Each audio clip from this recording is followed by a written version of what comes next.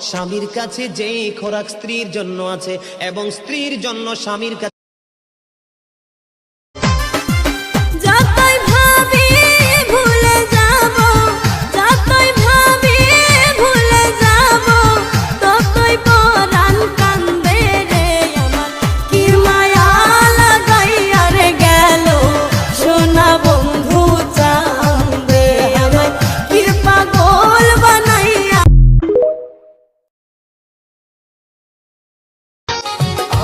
জনে দিয়া গেছে জনমের মতো দা